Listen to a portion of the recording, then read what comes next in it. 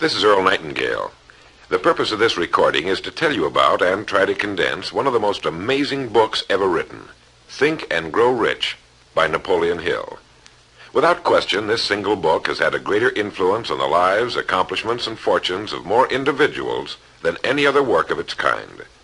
All over the free world, there are literally thousands of successful men in all lines of work who are where they are today because they once picked up and bought a copy of Think and Grow Rich, and they'll be quick to tell you so. I first discovered this remarkable book in the fall of 1949. It was of enormous help to me. It helped me decide once and for all how I was to accomplish my goal. It unified my thinking and gave me a straight, clear road to the point I had decided to reach. One of my closest friends found the book several years ago and stayed home for 3 days reading and digesting its material, and he then went on to reach the top in his industry. I've sat in richly paneled, carpeted executive offices and listened to world-famous business leaders, some of them old enough to be my father, tell me that everything worked out fine after they had read Think and Grow Rich. Now, what's the secret of this amazing book?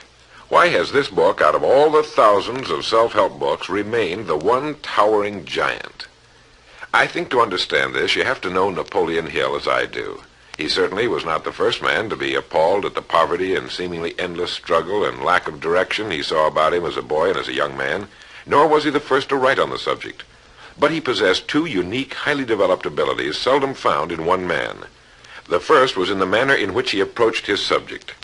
Napoleon Hill went after the answers to achievement in the same way a scientist seeks to open to the light of reason a secret of nature. He went after the solution to accomplishment in the same way Thomas Edison discovered the solution to the electric light, relentlessly, indefatigably, implacably, until the truth, which had been there all the time, was revealed to him.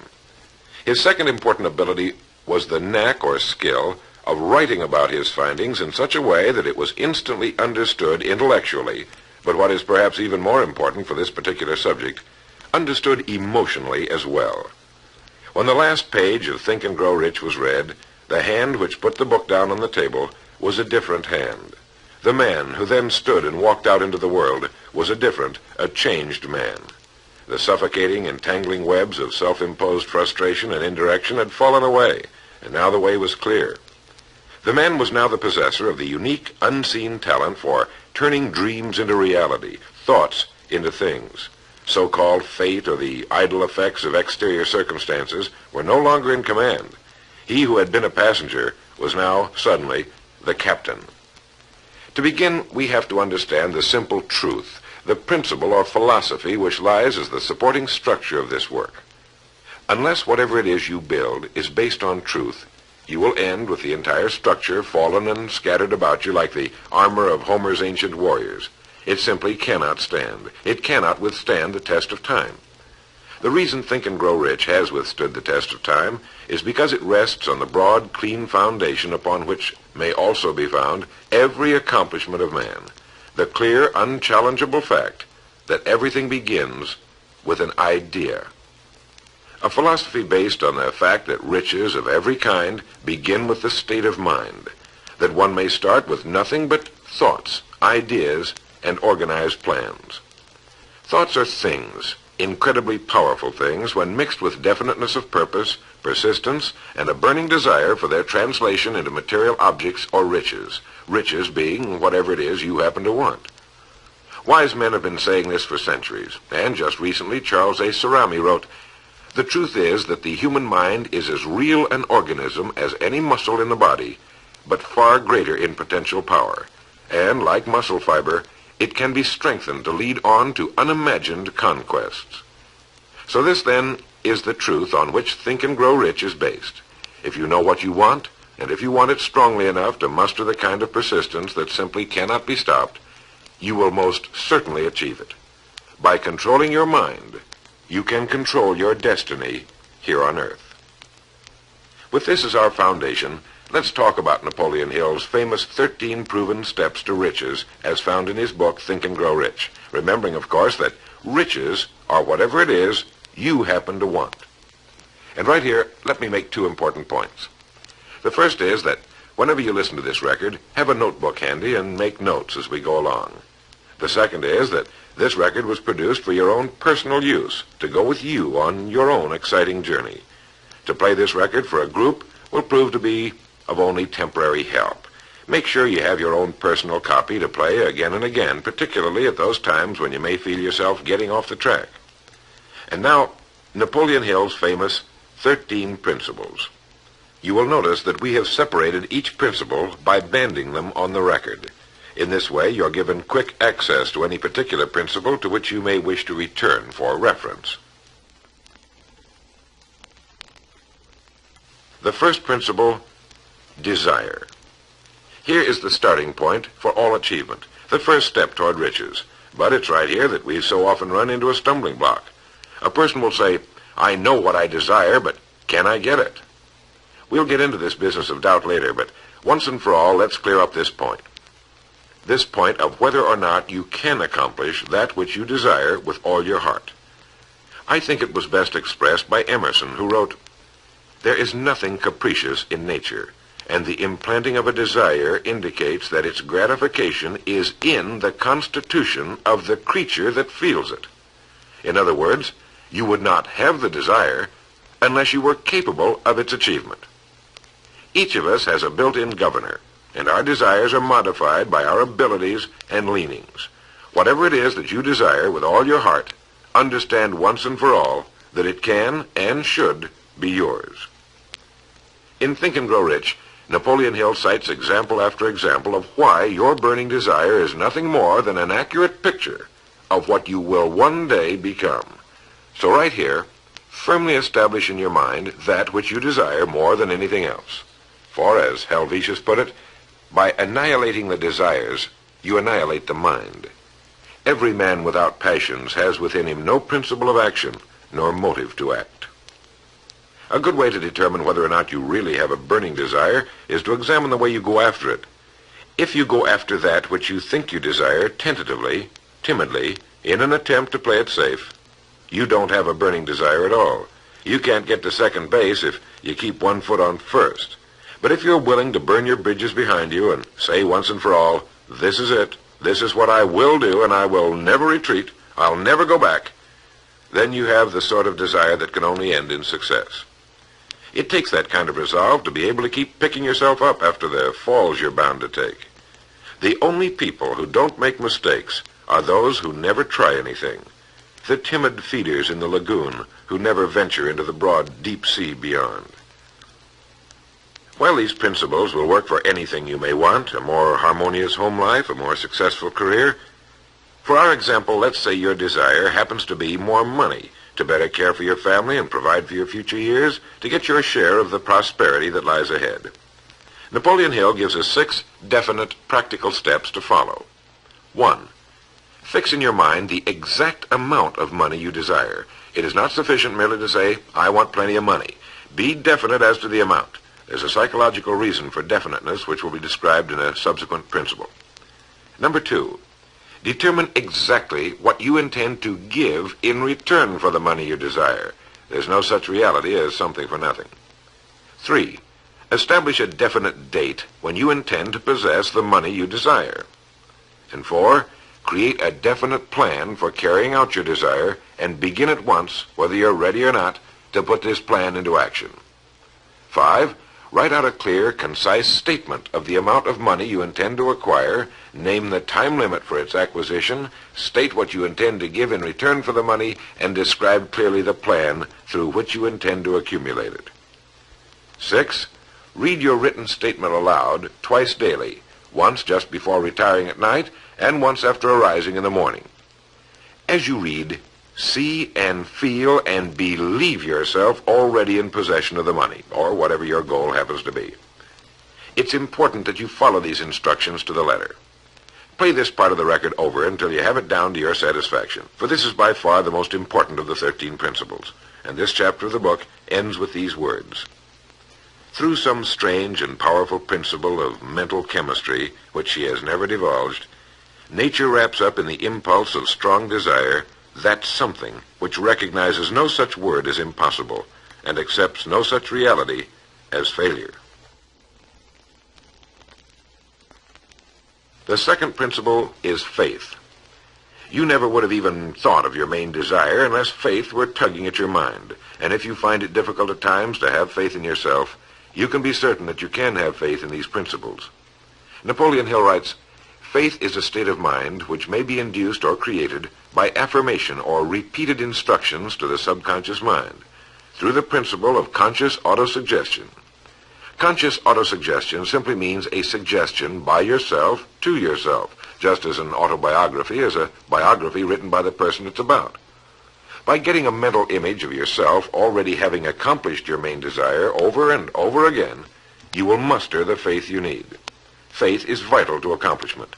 The Emperor Napoleon once said, "All the scholastic scaffolding falls as a ruined edifice before one single word, faith." Pascal said, "Faith affirms many things respecting which the senses are silent, but nothing which they deny. It is superior to their testimony, but never opposed to it." Goethe said, "Epochs of faith are epochs of fruitfulness, but epochs of unbelief, however glittering, are barren of all permanent good."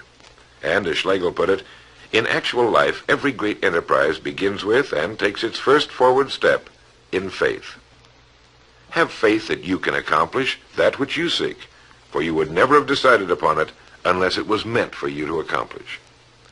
In his chapter on faith, Napoleon Hill gives us a self-confidence formula. First, I know that I have the ability to achieve the object of my definite purpose in life, therefore I demand of myself persistent, continuous action toward its attainment, and I here and now promise to render such action. Second, I realize the dominant thoughts of my mind will eventually reproduce themselves in outward physical action and gradually transform themselves into physical reality. Therefore, I will concentrate my thoughts for 30 minutes daily upon the task of thinking of the person I intend to become, thereby creating in my mind a clear mental picture of that person. Third, I know through the principle of autosuggestion any desire that I persistently hold in my mind will eventually seek expression through some practical means of attaining the object back of it. Therefore, I will devote 10 minutes daily to demanding of myself the development of self-confidence. Fourth, I have clearly written down a description of my definite chief aim in life, and I will never stop trying until I have developed sufficient self-confidence for its attainment. Fifth, I fully realize that no wealth or position can long endure unless built upon truth and justice. Therefore, I will engage in no transaction which does not benefit all whom it affects. I will succeed by attracting to myself the forces I wish to use and the cooperation of other people. I will induce others to serve me because of my willingness to serve others.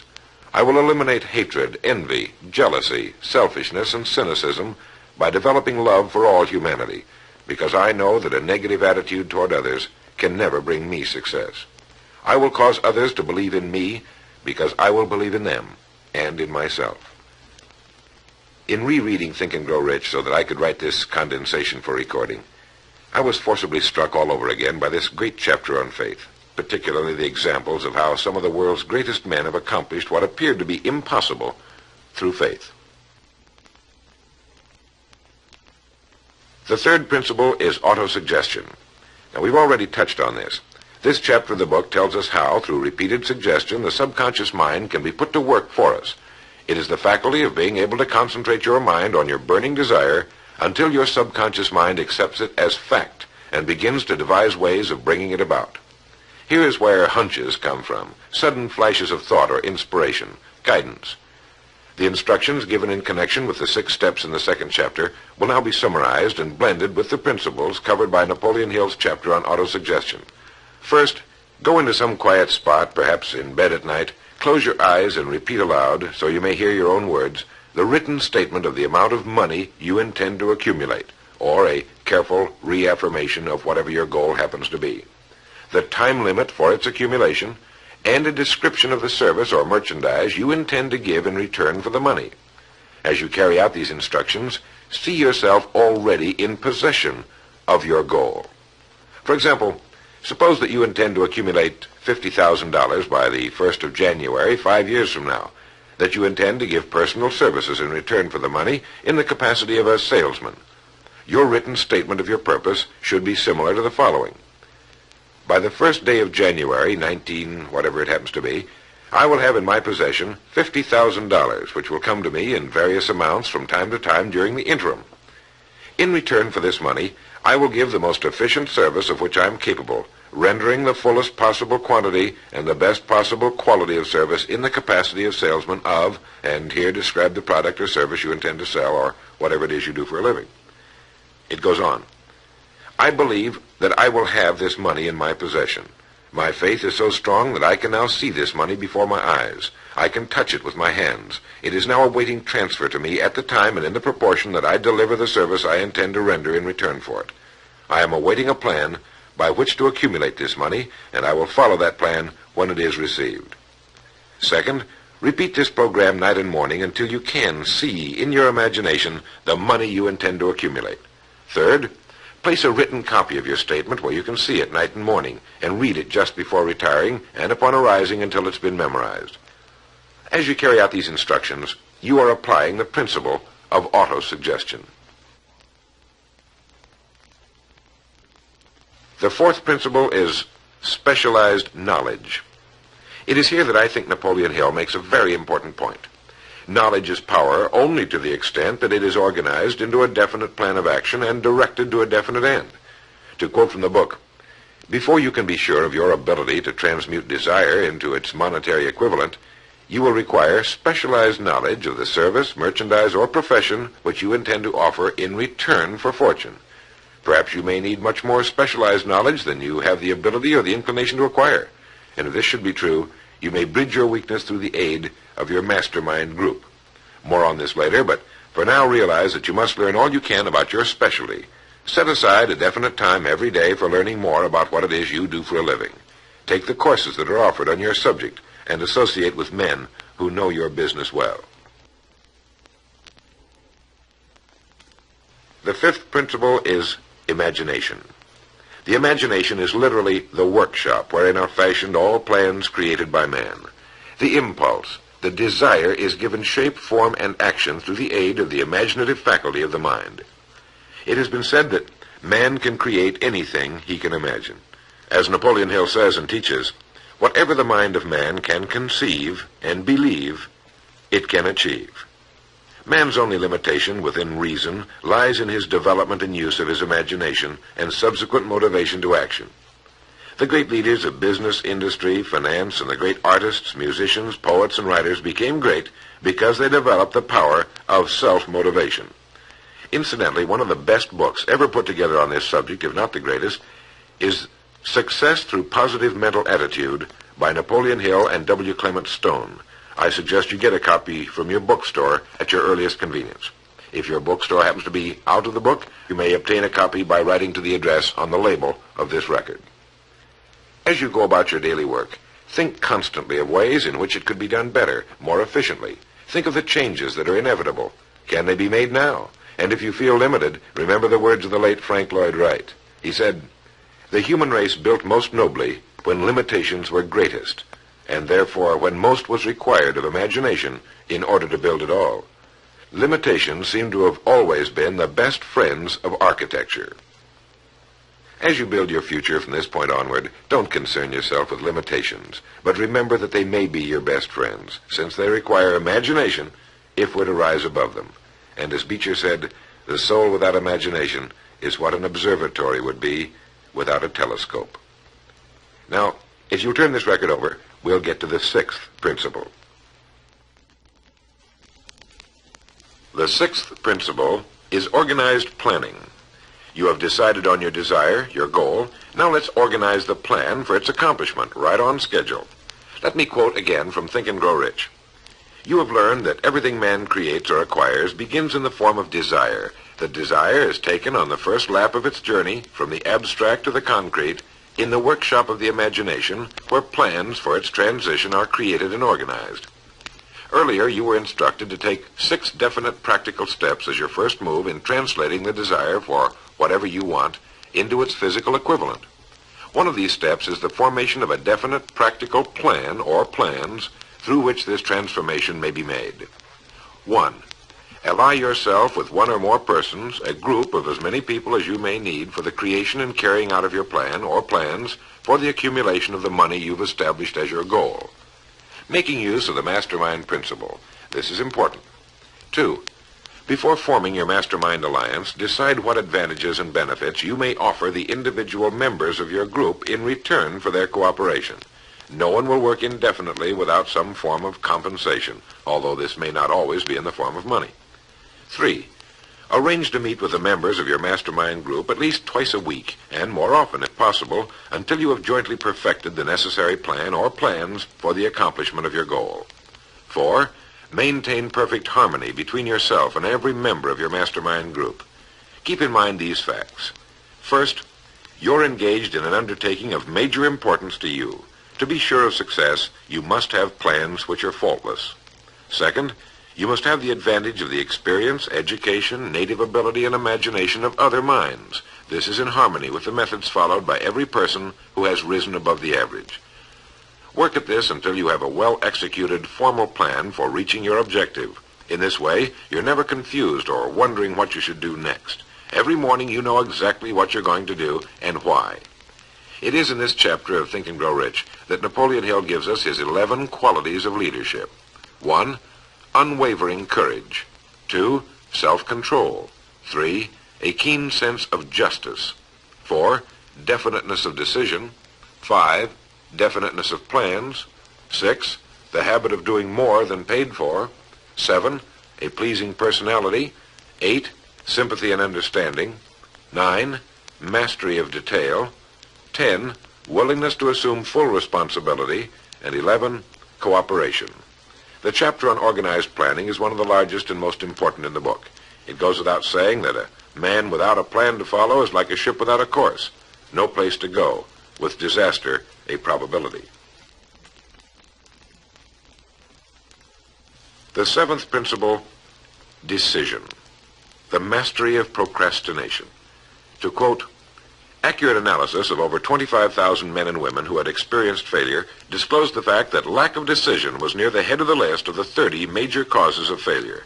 This is no mere statement of a theory, it is a fact. Procrastination, the opposite of decision, is a common enemy which every man must conquer. Analysis of several hundred people who had accumulated fortunes well beyond the $1 million mark disclosed the fact that every one of them had the habit of reaching decisions promptly and of changing these decisions slowly if and when they were changed. People who fail to accumulate money, without exception, have the habit of reaching decisions, if at all, very slowly, and of changing these decisions quickly and often. A definite objective makes reaching prompt decisions that much easier. Napoleon Hill gives many examples, one of which is the case of Henry Ford. One of Henry Ford's most outstanding qualities was his habit of reaching decisions quickly and definitely and changing them slowly. This quality was so pronounced in the late Mr. Ford that it earned for him the reputation of being obstinate. It was this quality which prompted Mr. Ford to continue to manufacture his famous Model T, the world's ugliest, but for the time, most practical car, when all of his advisors and many of the purchasers of the car were urging him to change it. Perhaps he delayed too long in making the change, but the other side of the story is that his firmness of decision yielded a huge fortune before the change in model became necessary, and the company is certainly none the worse for it today. When you make up your mind, stay with it.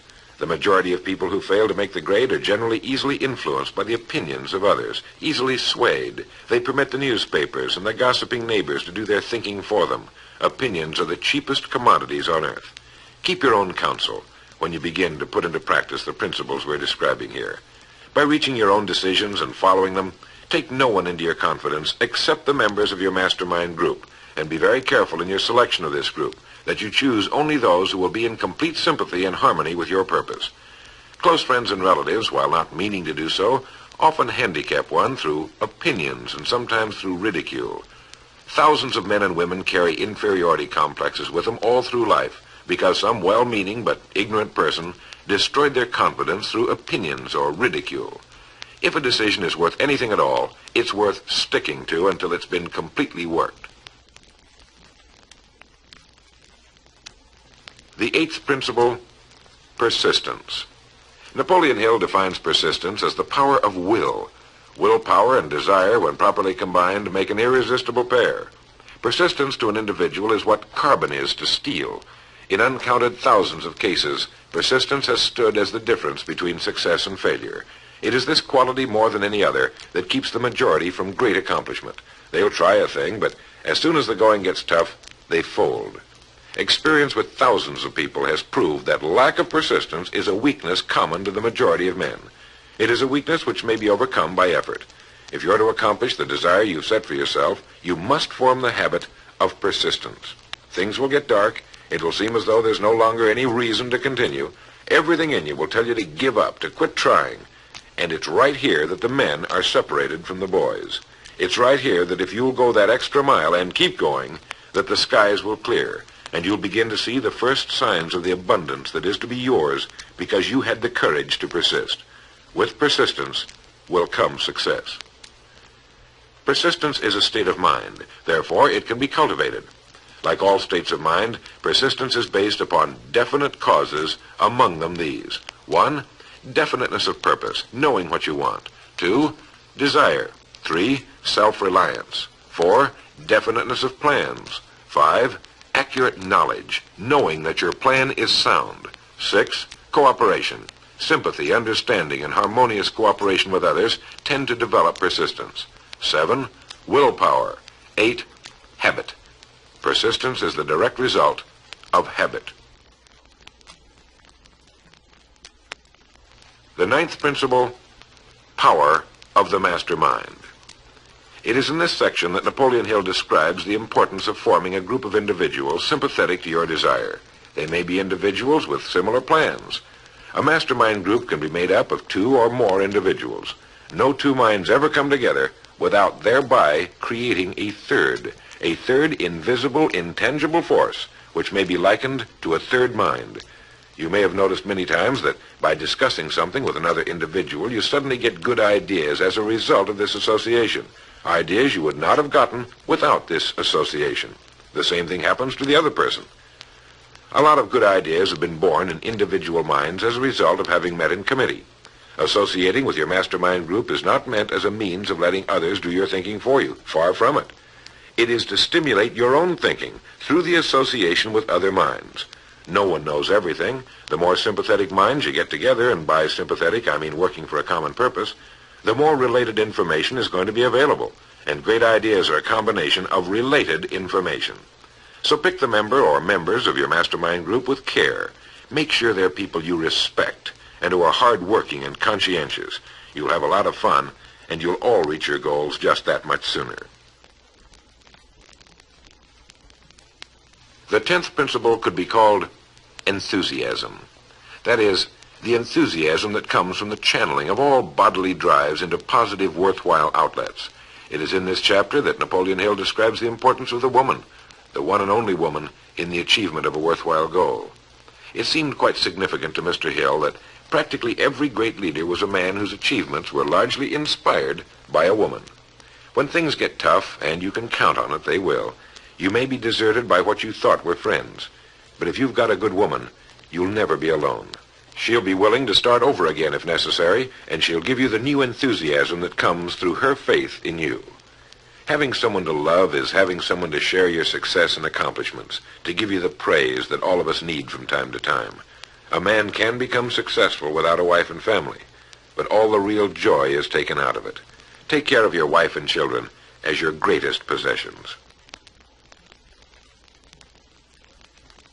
The 11th principle has to do with the subconscious mind. The subconscious mind consists of a field of consciousness in which every impulse of thought that reaches the objective mind through any of the 5 senses is classified and recorded, and from which thoughts may be recalled or withdrawn as letters may be taken from a filing cabinet. It receives and files sense impressions or thoughts, regardless of their nature. You may voluntarily plant in your subconscious mind any plan, thought, or purpose which you desire to translate into its physical or monetary equivalent. The subconscious acts first on the dominating desires which have been mixed with emotional feeling, such as faith. Your subconscious mind works night and day. Through a method of procedure unknown to man, the subconscious mind draws upon the forces of infinite intelligence for the power with which it voluntarily transmutes one's desires into their physical equivalent, making use always of the most practical media by which this end may be accomplished. You cannot entirely control your subconscious mind, but you can voluntarily hand over to it any plan, desire, or purpose which you wish transformed into concrete form. No one knows very much about what we call the subconscious or unconscious mind. We do know that it is incalculably powerful and can solve our problems if we go about using it the right way. And the best way is to hold in your conscious mind as often as possible a clear picture of yourself already having accomplished your goal. You know what you want, define it clearly, and then project it on the motion picture screen of your mind. Hold it. See yourself doing the things and having the things you'll have when your objective will have been reached. Do this as often as possible as you go about your daily work, and particularly at night, just before you go to sleep, and the first thing upon arising.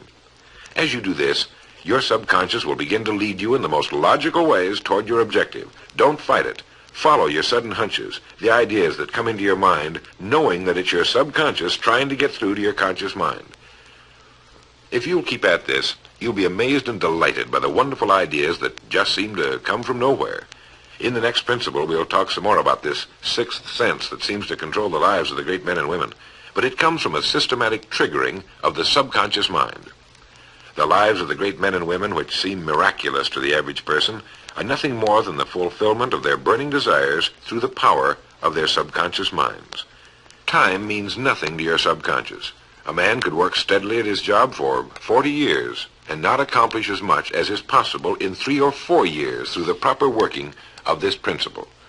Your subconscious mind cannot remain idle.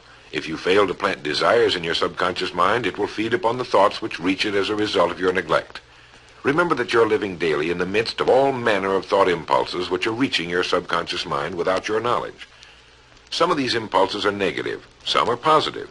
You are now engaged in trying to help shut off the flow of negative impulses and to aid in voluntarily influencing your subconscious mind through positive impulses of desire. When you achieve this, you will possess the key which unlocks the door to your subconscious mind. Bulwer wrote, "The man who succeeds above his fellows is the one who, early in life, clearly discerns his object, and toward that object habitually directs his powers. Even genius itself is but fine observation strengthened by fixity of purpose. Every man who observes vigilantly and resolves steadfastly grows unconsciously into genius." The key word there is unconsciously. Know what you want. Decide once and for all that it will be yours. Remain steadfast on course, propelled by faith, and your subconscious or unconscious mind will do the rest. The 12th principle, as outlined in Think and Grow Rich by Napoleon Hill, has to do with the brain. If you had access to all the wealth in the world and took a penny, you would be doing exactly what you very probably have been doing in the use of your brain. Nothing in the world is more pitiful than the misunderstanding by the average person of the power of his brain and the minds to which it is connected, the conscious and the subconscious.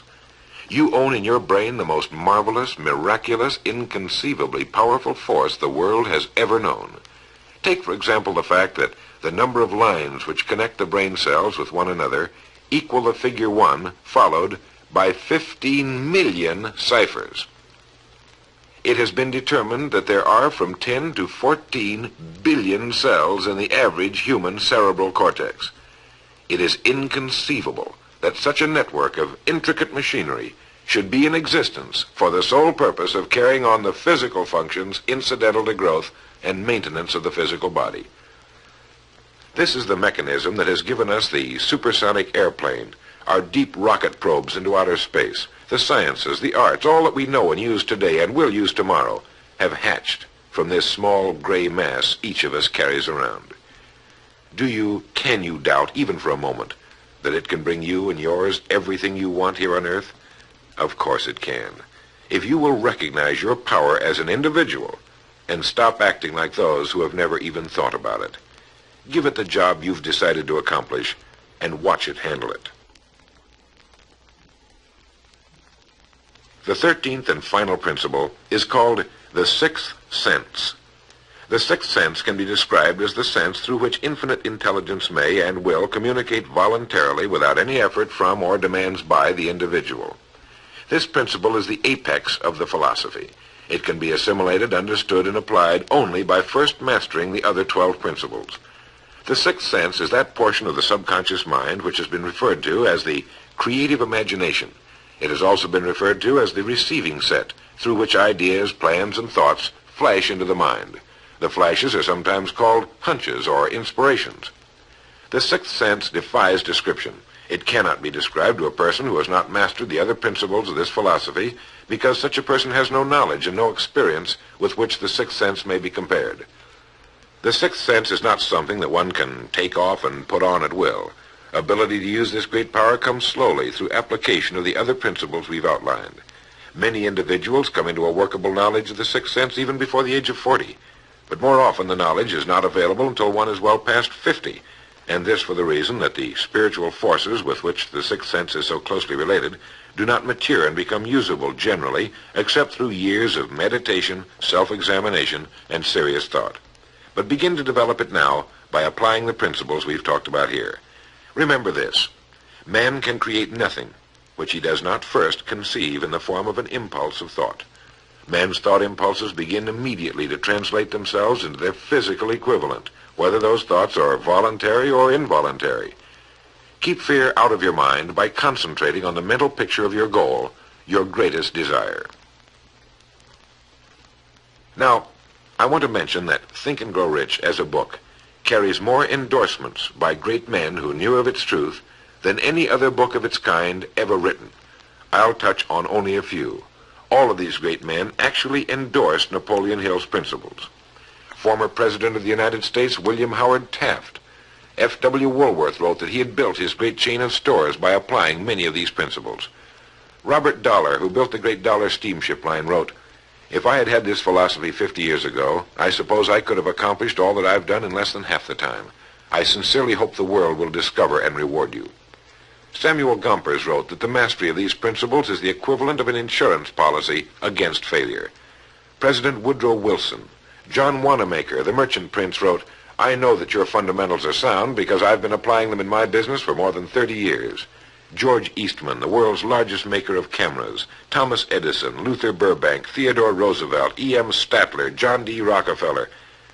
I think you know that the endorsements of these great men could not have been bought with all the money in the world.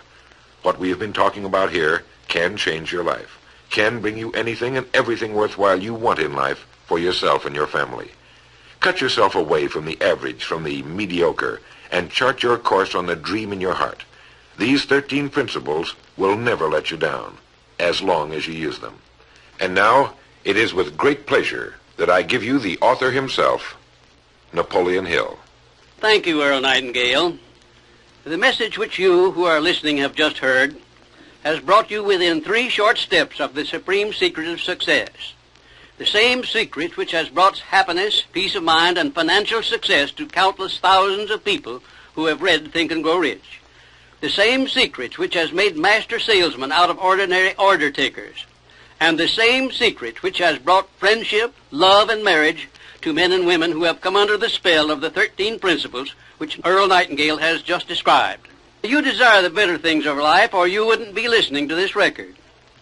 Come with me then, and I will help you chart your course, so you may acquire whatever it is that you desire most in life by following these instructions. 1. Condition your own subconscious mind to work for you while you sleep as well as when you are awake. You can do this by playing this record to yourself every night just before you retire.